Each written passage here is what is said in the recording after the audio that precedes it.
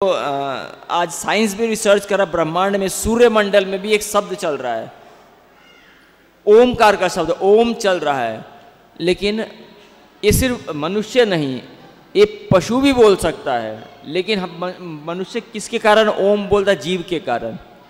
लेकिन आप एक बार प्रयास कीजिए, आप भगवान बोलते शब्द में मैं ओमकार हूँ, मतलब ओमकार हर कोई बोल सकता है।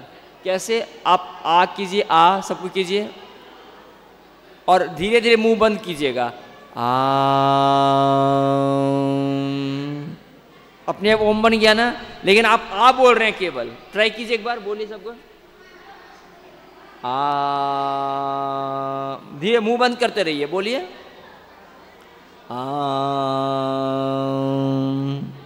बन गया ना ओम। लेकिन आप क्या बोल रहे हैं? केवल आ। हम जब मुंह खोल के बोलेंगे तो आ, जब मुंह थोड़ा बंद हो जाएगा तो अपने आप आ क्या हो जाएगा? ओ हो जाएगा। और जब पूरा बंद हो जाएगा तो म हो गया हो, क्योंकि आप आ ही बोल रहे हैं लेकिन वो निकलेगा नहीं। तो ब्रह्मांड में यही ध्वनि चलता है आ। लेकिन समझाने के लिए इसको भगवान बता रहे हैं और लोग बोलते हैं ओमकार। तो बाहर देखिए स्कूल में लोग अलग अलग स्कूल कॉलेज जहाँ भी आप जाएं मेडिटेशन करने ध्यान करवाते हैं, बोलते हैं ओम। उससे लाभ नहीं मिलता लोगों को। क्यों नहीं मिलता है? क्योंकि ये इस सही मायने में आपके जीवा का काम ही नहीं है। आपको केवल आ बोलना है और जैसे इस मुंह बंद होगा ये अपने आप ओम बनेगा और वही आपको लाभ प्रदान करेगा। तो वाणी में मैं दिव्य ओमकार हूँ, समस्त यज्ञों में पवित्र नाम कीर्तन जप तथा समस्त अचलों में हिमालय हूँ। समस्त यज्ञों में पवित्र नाम। यज्ञ करते ना लोग अपने घर में, आज ये पूजा आज ये पूजा, एक यज्ञ पंडित जी आए पूजा करा दिए, है ना, करते हैं ना। आजकल तो लोग नहीं करते हैं, जरूरत क्या है? बोलते हैं जरूरत नहीं है, किटी पार्टी जाएंगे, डिस्को जाएंगे, नाचेंगे गाएंगे, है ना। फिर भी आप लोग मंदिर आए तो कराते होंगे, बाहर वाले पता नहीं, लेकिन मंदिर आए तो कहीं ना कभी ना कुछ लोग करते होंगे। लेकिन बोलते हैं यज्ञ में भगवान बोलते सबसे बड़ा यज्ञ क्या हूं मैं? नाम जप। अब देखिए हरिनाम करते हैं लोग, माला करते हैं ना, हरे कृष्ण कृष्ण कृष्ण हरे हरे, हरे राम राम राम हरे हरे। ये नाम एक है। जब अकेला करते हैं आप तो ये क्या हो गया? नाम। लेकिन जब आप 10-20 लोग मिलके करेंगे तो यज्ञ हो गया, ये संकीर्तन यज्ञ। और अकेला में इसको अगर आप समझे, कोई व्यक्ति भी कोई आनंद लेना चाहता कोई भी चीज़ का तो अकेला पाएगा नहीं। संग होगा तो संग में एक मजा आता है ना।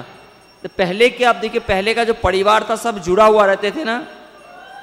आज का परिवार क्या है? बट गया है। क्यों? बोलते हैं जो परिवार साथ में भगवान का पूजा करेगा और साथ में भोजन करेगा वो मिला हुआ रहेगा। इंग्लिश में बहुत अच्छा इसका प्रोवर्ब भी है, the family that prays together stays together. मतलब जो परिवार एक साथ पूजा करेगा वो साथ में रहेगा। इसलिए हम लोग के यहाँ पे पहले लोग साथ में मिलके भोजन करते थे ना, सब पति पत्नी बच्चे दादा दादी सब। आजकल तो सबका टाइम अलग है, सबका खाना अलग है, फिर पूजा का टाइम भी अलग है। कोई 8 बजे उठ रहा है, कोई 10 बजे उठ रहा है, कोई सुबह 6 बजे उठ रहा है ना। तो अलग है। लेकिन शास्त्र में सारा टाइम दिया गया। बोलते सूर्य उदय से पहले आपको नहा के तैयार हो जाना चाहिए, कम से कम सूर्य देव को प्रणाम करने के लिए। और अगर आप उससे भी ज़्यादा लाभ चाहते हैं तो बोलते ब्रह्म मुहूर्त में उठ जाओ, ताकि पहले गुरु का पूजा कर लो। इसलिए हम लोग इस्कॉन मंदिर में सुबह 4:30 बजे गुरु पूजा होता है। और इतना भी आप ना कर पाए तो कम से कम 5:30 पौने 6 बजे जब सूर्य देव उगते हैं उससे पहले आपको नहा के रेडी होना चाहिए। बोलते अगर सूर्यदेव उग गए, सूर्यदेव उदय हो गए और आप तभी भी सोए हुए हैं तो आपका आयु हर लिया जाता है, आप बीमार होंगे, आपका स्वास्थ्य खराब होगा। इसलिए हर व्यक्ति जो स्वस्थ रहना चाहता है उसको सूर्य उदय से पहले नहा के रेडी होना चाहिए। आप अगर बिना नहाए भी बाहर निकलते हैं और आप इसी प्रकार सूर्यदेव का दर्शन करते, ये भी अपराध है, पाप है। आपको पवित्र अवस्था में जाना चाहिए। आप देवता का दर्शन कर रहे हैं, भगवान का दर्शन कर रहे हैं, ऐसे जाएंगे गंदा कि नहा के जाना चाहिए? सुबह सुबह आप उठ रहे हैं, सूर्यदेव का नहा के दर्शन किए तो आपका क्या होगा? बीमारी ठीक हो जाएगा। यहाँ तक कि अभी डॉक्टर ने रिसर्च कर रहा है कि अगर कोई व्यक्ति सुबह सूर्य उदय से पहले उठ जाता है तो कैंसर भी उसका ठीक होता है, क्योंकि साइंस बता रही कि हमारे शरीर में हर रोज 10,000 कैंसर सेल्स जन्म लेता है, लेकिन वो मर जाता है जब हमारा शरीर गर्म होता है। और इसमें सबसे बड़ा योगदान होता है जब सबसे ज़्यादा कैंसर सेल्स का जन्म सुबह का टाइम में 3 से 5 के टाइम में सबसे ज़्यादा होता है। इसलिए जो व्यक्ति 3 साढ़े 3 में उठ के नहा के मंगल आरती गुरु पूजा करता है, इसका सूर्य का दर्शन करता है, उसका अपने आप कैंसर ठीक होना, आधा कैंसर तो ऐसे ठीक हो जाएगा। और जो बोलते हैं मैं तो बीड़ी भी नहीं पीता हूँ, सिगरेट भी नहीं पीता हूँ, दारू भी नहीं पीता हूँ, फिर भी कैंसर क्यों हो गया? क्योंकि आप ब्रह्म मुहूर्त में नहीं उठ रहे हैं। तो हर व्यक्ति अपने आप को स्वस्थ रखने के लिए क्या करना पड़ेगा? सुबह उठना पड़ेगा और पवित्र नाम यज्ञ करना पड़ेगा। साथ में मिल जाइए पूरा परिवार और क्या कीजिए? परिवार के लोग नहीं करते तो मरने दीजिए उसको, आप मंदिर आ जाइए। आज तो यही स्थिति है ना हम लोगों का। एक परिवार से कोई आदमी भक्त बन गया, कोई नहीं बना, तो क्या करना पड़ेगा? जो भक्त है वही परिवार है, उसको पकड़ लीजिए। कोशिश करना है कि परिवार के लोग भी साथ में करें तो अच्छा है, लेकिन मान लीजिए परिवार में 10 लोग हैं, कोई बोले आप करना चाहेंगे, बाकी लोग बोलेगा अरे हम नहीं करेंगे, तो करवा सकते हैं जबरदस्ती? नहीं। तो आपको करना क्या है? जो नाम कर रहा है उनको खोज लीजिए, उनका संग कर लीजिए। और समस्त अचलों में हिमालय हूँ, मतलब पहाड़ में भगवान क्या बोलते हैं? मैं हिमालय हूँ। फिर आगे आगे धीरे धीरे हम लोग गीता पढ़ेंगे तो हम लोग समझ में आएगा कि सब कुछ भगवान ही है। जो टॉप है, जो सब कुछ भगवान है, जो इस दुनिया का सबसे श्रेष्ठ चीज है वो भगवान है। आगे भगवान बताते हैं मैं समस्त वृक्षों में अश्वत्थ वृक्ष हूँ, देव ऋषि में नारद हूँ, गंधर्वों में चित्ररथ हूँ, सिद्ध पुरुषों में कपिल मुनि हूँ, घोड़ों में मैं उच्छ्रवा हूँ, जो अमृत के लिए समुद्र मंथन के समस्त उत्पन्न हुआ था, गजराज में ऐरावत हूँ तथा मनुष्य में राजा हूँ। मतलब भगवान जो भी है सब ऊपर का चीज क्या है? सब भगवान है। तो आप किसी राजा को ही प्रणाम कर रहे हैं, इसलिए बोलते हैं राजा के अंदर ही भगवान का दर्शन होता था। राजा को ही प्रणाम कर रहे हैं तो भगवान को ही प्रणाम करने का जैसा हुआ। आप अपने गुरु को प्रणाम कर रहे हैं तो भगवान को ही प्रणाम करना जैसा हुआ, और गुरु को अपमान कर रहे हैं तो भगवान को ही अपमान करने जैसा हुआ। राजा का अपमान कर रहे हैं तो भगवान का ही अपमान करना जैसा हुआ। लेकिन कैसा होना चाहिए? राजा मतलब जो धर्म परायण हो, जिसके माध्यम से धर्म चल रहा हो। ठीक है, आज भगवत गीता में इतना ही है। फिर मैं तात्पर्य पढ़ देता हूँ, भक्त लोग आए नहीं है प्रचार के लिए।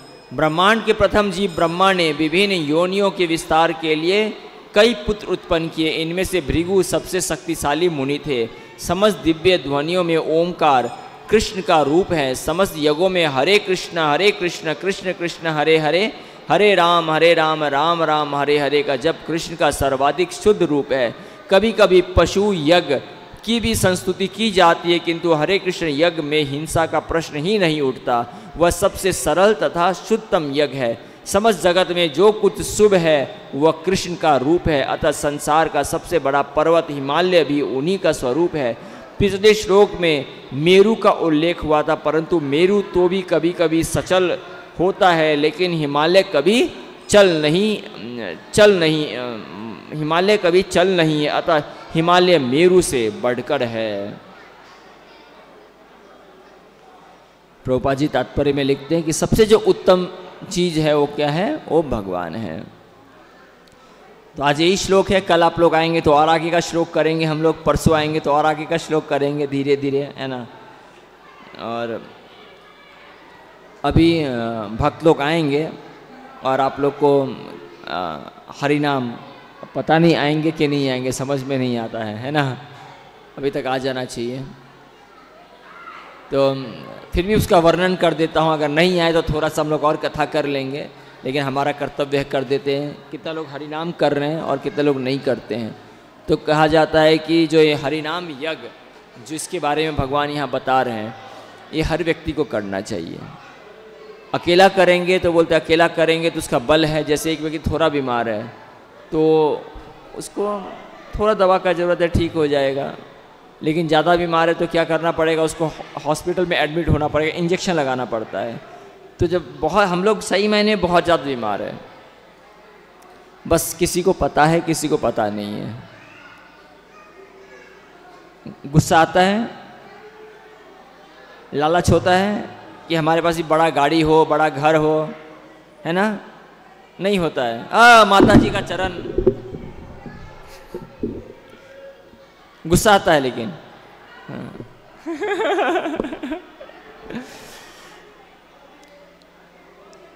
सब कोई माता जी का चरण स्पर्श करके जाएगा, चरण, उनको कोई लालच नहीं है। बहुत अच्छा।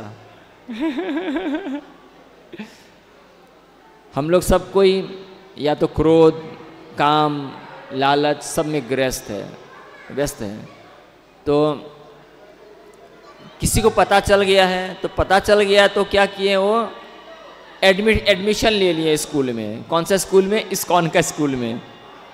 तो आप जो देख रहे हैं, जिन लोग मंदिर में रह रहे हैं, उनको पता चल गया कि बीमार है तो एडमिशन ले लिए, इलाज चल रहा है। और बाहर में लोगों को पता नहीं है, उसको लगता है मैं बीमार नहीं हूँ। जैसे माता जी कर रहे हैं, मैं बीमार नहीं हूँ, बीमारी नहीं है। तो जिसको लग रहा है मैं बीमार नहीं हूँ, वो बाहर अभी भी घूम रहे हैं, लेकिन बीमारी सभी को है। जैसे हम लोग घर जाते हैं, बाहर आते हैं, हम लोग को पता चल गया बीमारी है, लेकिन हम लोग एडमिट नहीं लिए, डॉक्टर के पास आते हैं, ट्रीटमेंट करा के चला जाते हैं। और कितना लोग आते ही नहीं है डॉक्टर के पास, उनको लगता है कि बीमारी है ही नहीं हमारा। लेकिन कलयुग में हर व्यक्ति इस रोग से बीमार है। कलयुग मात्र, चैतन्य महाप्रभु कहते हैं, कलयुग मात्र हमारा जन्म ही प्रमाण करता है कि हम लोग सब ये सारे रोग से बीमार है। तो इस रोग का औषधि क्या है, दवा क्या है? हरिनाम का यज्ञ, हरिनाम संकीर्तन। तो जब हम हरिनाम करेंगे तो ये बोलते चेतो दर्पण मार्जनम भव महादावग्नि निर्वापनम श्रेय कैरव चंद्रिका वितरणम विद्यावधुजीवनम आनंदम बुद्धिवर्धनम प्रतिपदम पूर्णामृत स्वादनम सर्वातनम संपन्नम परम विजयते श्री कृष्ण संकीर्तनम। बोलते हम लोग सबके अंदर एक आग लगा हुआ है। कैसा आग? संसार को भोगने का आग। अच्छा खाना चाहिए, अच्छा घर चाहिए, अच्छा बॉयफ्रेंड चाहिए, है ना, अच्छा गर्लफ्रेंड चाहिए, है ना, सही तो बात है ना ये। अच्छा हस्बैंड चाहिए, अच्छा बीवी चाहिए, सब अच्छा चाहिए हम लोग को। बोलते हैं इसका आग लगा हुआ हमारे अंदर, और ऐसा आग है, बोलते हैं इसको आप बोलते दावाग्नि में तो जो बहुत बड़ा आग है, इसको फायर ब्रिगेड नहीं बुझा सकता है। एक जंगल में आग लग गया तो फायर ब्रिगेड बुझा पाएगा? आपके घर में आग लगा है तो फायर ब्रिगेड बुझा पाएगा? फैक्ट्री में लगा है चलो संभव है, लेकिन पूरा जंगल में लगा है नहीं बुझा पाएगा। तो कैसे बुझेगा वो? तो बुझता, जंगल में अगर आग लग जाए तो कैसे बुझेगा? हाँ, बारिश से। हाँ, बहुत अच्छा। तो बारिश किसी के हाथ में, किसके हाथ में? भगवान। भगवान का कृपा होगा तो वो जंगल का आग बुझ जाएगा। बोलते हो हम लोग के अंदर में, हृदय में भी ऐसा ही काम, वासना का आग लगा हुआ है। बोलता है उसी जंगल का तरह आग लगा हुआ है इसके अंदर। यहाँ आप कोई व्यक्ति बुझा नहीं सकता है। आप 2, 4, 5 करोड़ कमा लेंगे, वो बुझा नहीं सकता है। आपका 100 पत्नी हो जाएगा, 100 बॉयफ्रेंड हो जाएगा, वो बुझा नहीं सकता है। कैसे बुझेगा? भगवान जब कृपा करेंगे तो बुझेगा। और भगवान कब कृपा करेंगे? जब हम सरेंडर, जब लड़ाई हो और एक आदमी समझ जाए कि भैया मर जाएंगे, सरेंडर, तो क्या करते? दोनों हाथ ऊपर कर देता ना, सरेंडर। तो बगल वाला को कृपा हो जाए, ठीक है आत्मसमर्पण कर दिया, अब नहीं मारना है। तो वैसे भगवान को भी हम लोग क्या करना है? सरेंडर। तो चलिए हम लोग सरेंडर करते भगवान को, दोनों हाथ उठा के हरे कृष्णा कृष्णा कृष्णा हरे हरे, हरे राम राम राम हरे हरे। मतलब भगवान मैं आपका शरणागत हूं। भगवत गीता में अर्जुन जब युद्ध करना छोड़ देते हैं तो भगवान बोलते हैं युद्ध करो।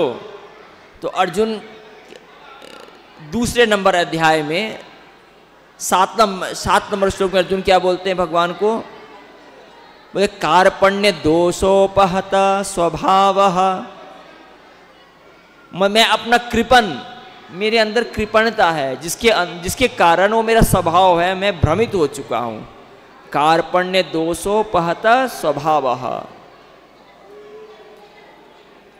पृक्षामि त्वां धर्म समूढ़ चेतः यच्छ्रेयस्यान् निश्चितं ब्रूहि तन्मे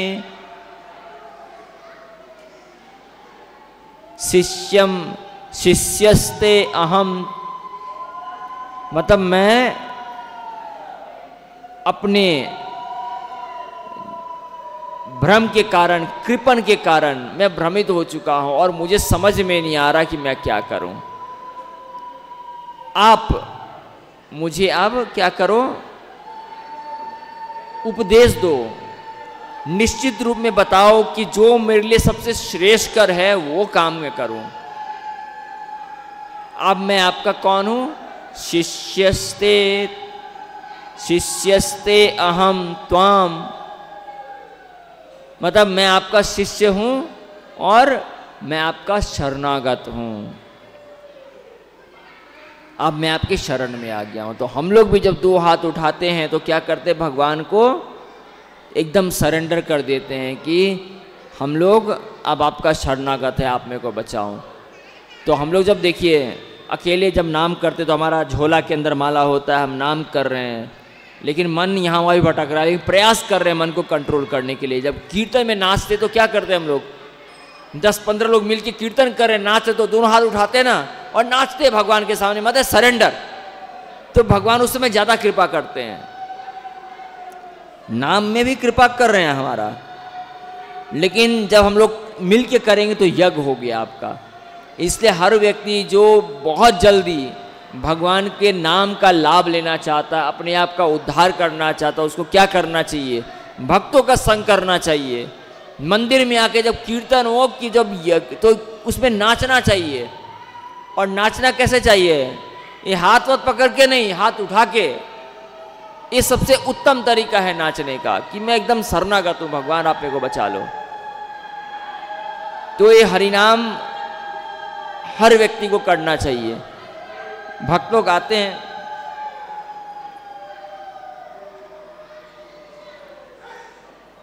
गला दुख गया हमारा, जोर जोर से बोलना पड़ रहा है, लेकिन क्या करेंगे? अपना अपना भाव है, भगवान को बुला रहे हैं, है ना, अपना अपना भाव है सबका।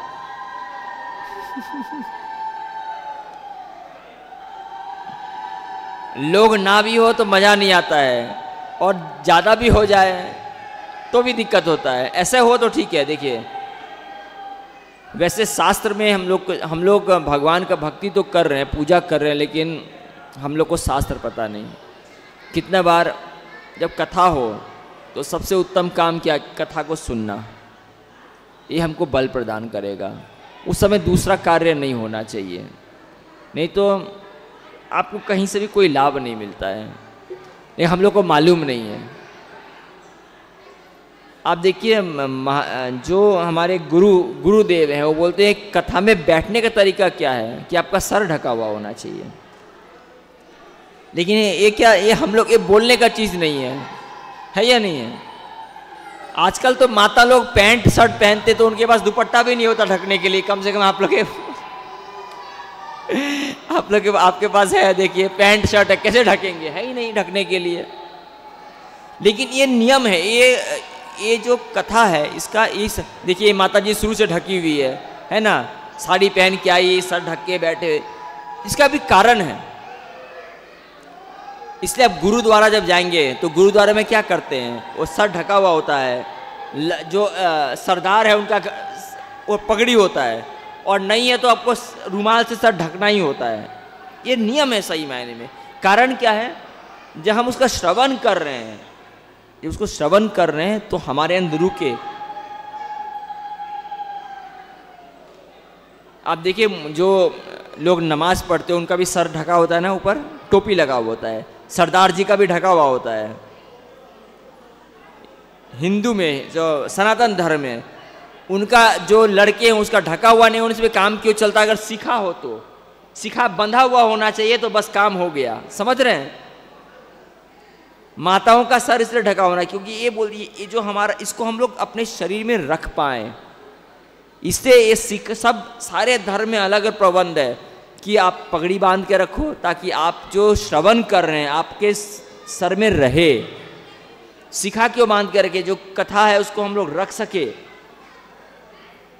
टोपी क्यों लगा लेते ऊपर, ताकि उसको रख सके। लेकिन आप देखिए सनातन धर्म वाले के पास कुछ भी नहीं है, सर ढकने का उपाय भी नहीं है, सिखा भी नहीं है। उल्टा जो सिखा रख दे उसका मजाक उड़ाया जाता है। ये क्या है, एरियल एंटीना है या नहीं है, लेकिन उसका कारण क्या है नहीं पता।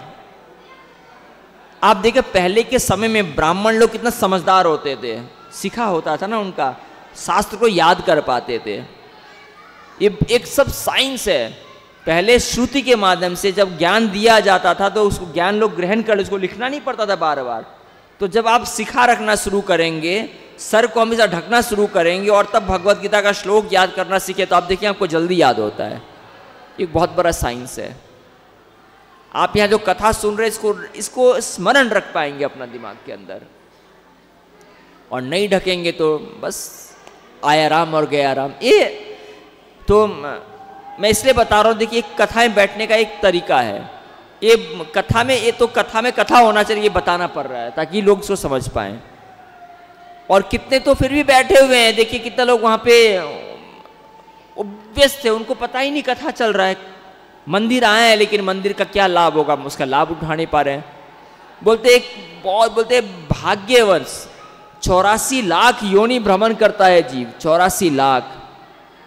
उस 84 लाख में कभी ऐसा सौभाग्य हो गया, बोलते हैं दावग्नि, भगवान कृपा कर दिए मनुष्य शरीर मिल गया। भगवान कृपा कर दिए, क्या मिल गया हम लोग को, मनुष्य शरीर मिल गया भगवान का कृपा से। बोलते उस मनुष्य शरीर में भी एक बहुत बड़ा कृपा है कि आपको ब्राह्मण के कुल में जन्म ले लिया। बोलते ब्राह्मण में भी ऐसा भी हो सकता कि ब्राह्मण है लेकिन दारू पीने वाला निकल गया, खत्म। बोलते ब्राह्मण में भी वो कृपा है कि भगवान उसको वेद शास्त्र समझने का बुद्धि प्रदान करते हैं। बोलते इसके बाद भी क्या कृपा है कि वेद शास्त्र पढ़ लिया लेकिन भगवान को नहीं जाना, कोई लाभ नहीं है उससे। धन, बोलते उसको धन कमा रहा है ना। बहुत सारे लोग वेद पढ़ के धन कमा रहे हैं। बोलते वेद पढ़ के, शास्त्र पढ़ के उसको समझ में आ गया कि मनुष्य जीवन एक ही कारण से मिला है। मनुष्य जीवन, ये मनुष्य जीवन क्यों मिला हम लोग को, कोई बता पाएंगे? बताइए तो, थोड़ा कोशिश कीजिए, क्यों मिला है मनुष्य जीवन?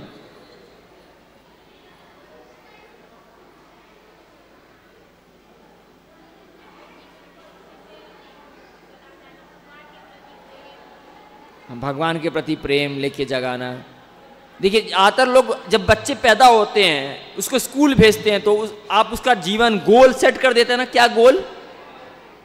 बेटा बड़ा होके पुलिस ऑफिसर बनना, आईएएस बनना, डॉक्टर बनना, प्रधानमंत्री बनना, पायलट बनना, उसका बना दिया ना गोल। वो बच्चा को क्या लगता है, यही जीवन का मकसद है कि हमको प्रधानमंत्री बनना है, मिनिस्टर बनना है, खूब पैसा कमाना है, डॉक्टर बनना है, पुलिस बनना है, आर्मी में जाना है।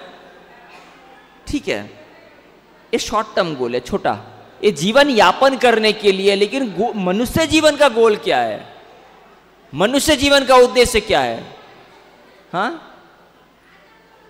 भगवान का नाम करना, भगवान, हाँ, ये सब आप क्लोज है।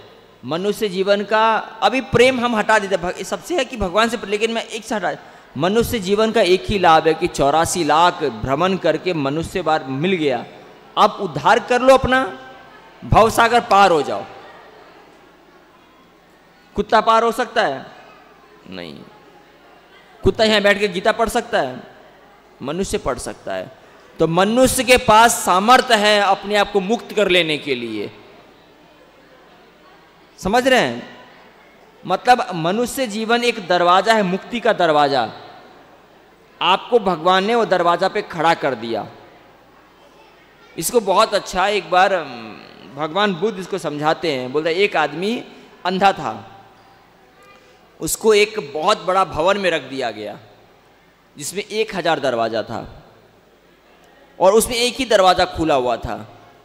वो क्या कर, एक एक करके सारा दरवाजा पे मार रहा है, घूम रहा है 999 क्रॉस, समय लगा, पार हो गया। अब 1000 दरवाजा में आया, अब उसको ऐसे करता, दरवाजा खुला था, ऐसे करता तो पार हो जाता, लेकिन उसी समय उसके सर में खुजली हो गया। वो खुजाने लगा, खुजाते खुजाते क्या हुआ, वो 1000 वाला क्रॉस हो गया, फिर से एक पे आ गया। अब वो फिर से 999 का चक्कर लगाना पड़ा। वैसे ही बोलते हम लोग 84 लाख योनि भ्रमण करते करते आप दरवाजा पे आ गए, लेकिन हम लोग को खुजली हो गया। अब पैसा कमाने का खुजली, समझ रहे हैं, अच्छा घर बनाने का खुजली, अच्छा गाड़ी बनाने का खुजली, बस वो खुजाते खुजाते मनुष्य जीवन खत्म हो गया, फिर गिर जाएंगे। तो मनुष्य को ये खुजली होके रखा हुआ है। बस समझ में आ जाए तो खुजली बंद कर लो भैया और नाम जप शुरू कर लो, भवसागर पार हो जाएंगे। और समझ में नहीं आए तो खुजाते रहो। खुजाने से क्या होगा, यहाँ खुजली हो रहा है, उसको खुजाएंगे तो क्या होगा, मजा आएगा। हाँ मजा तो आएगा, लेकिन वो घाव हो जाएगा, धीरे धीरे खून निकलेगा। तो मजा तो आ रहा है संसार में। पागल है जो बोलता है मजा तो है संसार में, लेकिन वो मजा क्या है, वो थोड़ा समय जब खुजलाने में मजा है, जब पैसा आएगा तो मजा है, नया नौकरी मिलेगा तो मजा है, नया बीवी मिलेगा तो मजा है, लेकिन धीरे धीरे पता चलेगा अरे बाप रे वही सरदर्द हो गया। है या नहीं है? मजा तो है लेकिन थोड़े समय के लिए मजा है, इसके बाद सजा ही सजा है। महाराज गुरु ग्रंथ साहिब में गुरु नानक देव जी लिखते हैं, बोले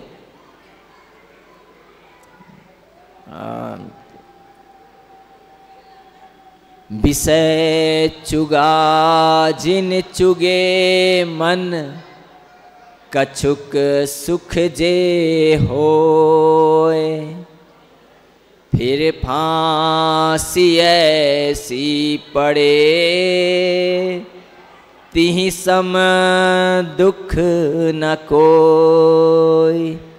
बोले विषय चुगा, विषय हम लोग चुगते हैं ना, विषय चुगा जिन चुगे मन, कछुक सुख जे होए, कुछ सुख मिलता है, पैसा आएगा सुख मिलेगा, स्त्री पुरुष संग करेंगे सुख मिलेगा, मिलेगा थोड़ा समय के लिए, लेकिन बाद में बोलते फिर फांसी ऐसी पड़े, तिहि सम दुख न कोई। लेकिन जब उसका प्रारब्ध आएगा, जब उसका फल आएगा भोगने का, बोलते तब रोएंगे, बोलते भगवान क्या किया था। और उस समय केवल रोना ही, आंसू ही निकलेगा, कुछ नहीं कर सकते हैं। एक समय छोटे थे हम लोग, बच्चा थे, थोड़ा बड़ा हुए, स्कूल गए, कॉलेज गए, अब थोड़ा और बड़ा हो गया, शादी हो गया, हमारा बच्चा हो गया, फिर बुढ़ापा आएगा, बस रोएंगे लोग।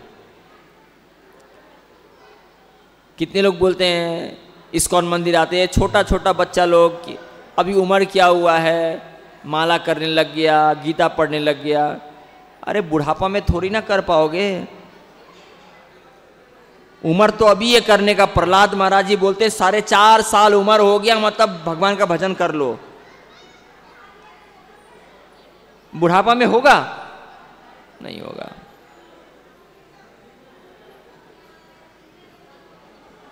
साठ साल का हो जाएंगे, सरकारी नौकरी, तो सरकार भी बोलेगा अब तुम लायक नहीं हो, निकल जाओ।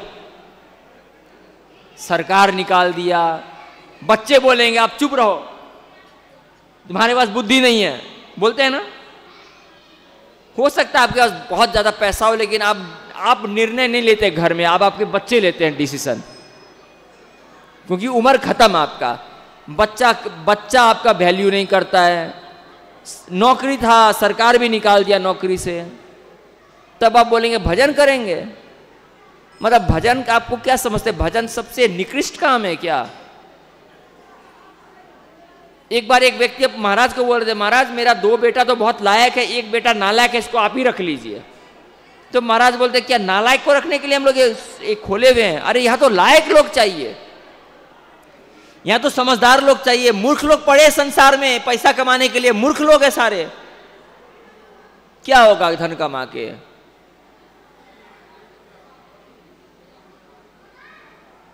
शंकराचार्य लिखते ना, भज गोविंदम भज गोविंदम भज गोविंदम मूढ़मते।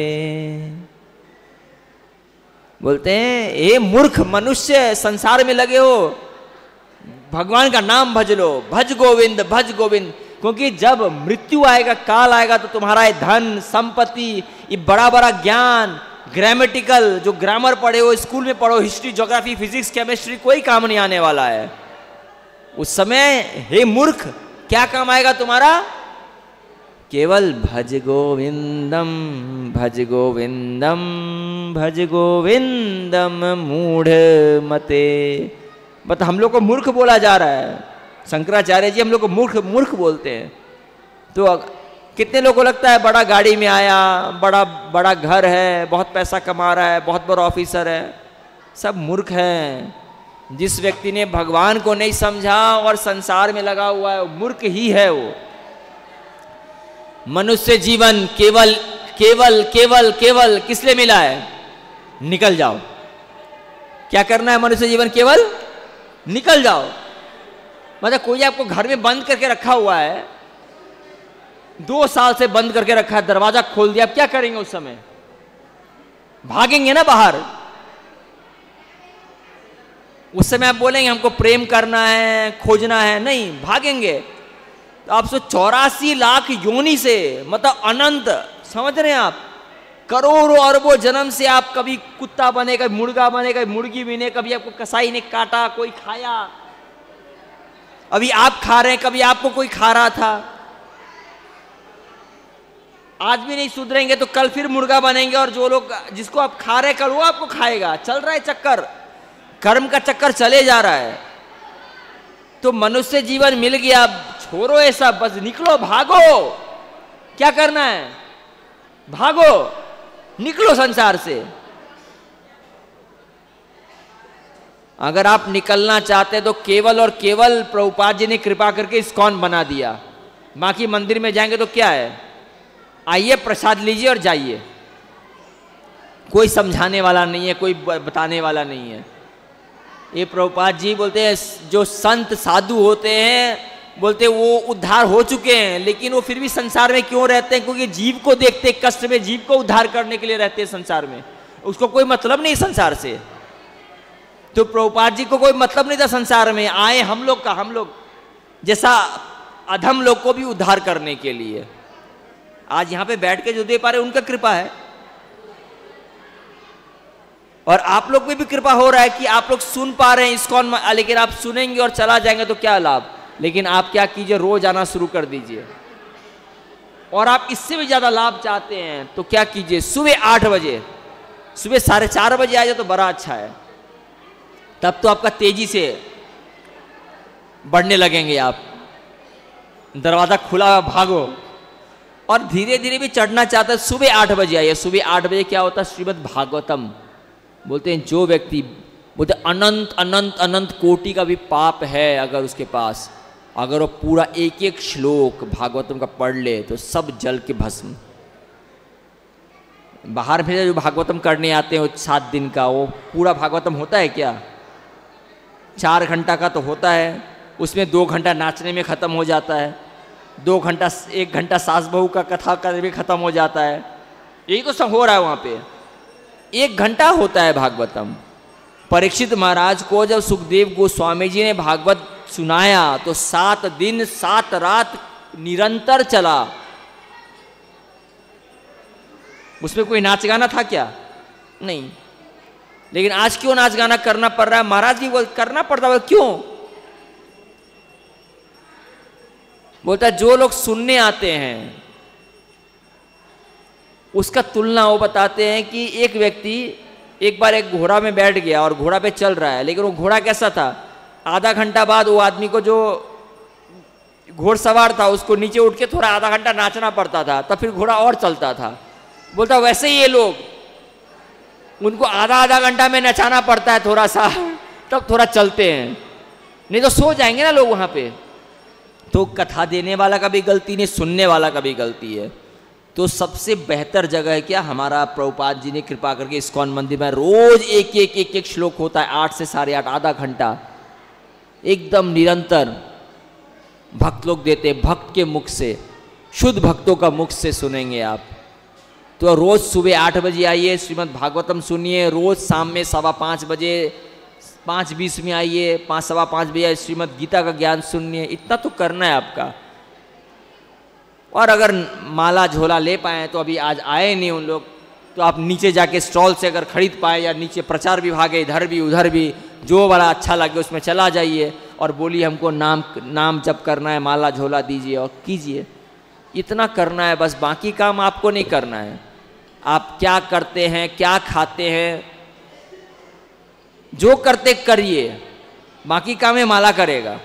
आप बोलेंगे हम तो क्या करेंगे, हम लहसुन खाते हैं, प्याज खाते हैं, मांस खाते हैं, मछली खाते, छोड़ना तो है, लेकिन आप कभी खाते भी है तो भी माला ले लीजिए, गीता क्लास में रोज बैठिए। बाकी काम आपको नहीं करना है, ये नाम करेगा। ये नाम आपको इतना पवित्र कर देगा कि आपको वो चीज को ग्रहण करने का इच्छा नहीं होगा। हरे कृष्ण कृष्ण कृष्ण हरे हरे, हरे राम राम राम हरे। जय श्री राधा माधव सुंदर ललिता विशाखा श्री गिरिराज गोवर्धन की जय। श्री गौर निताय पंच तत्व की जय। समस्त भक्त वृंद की जय।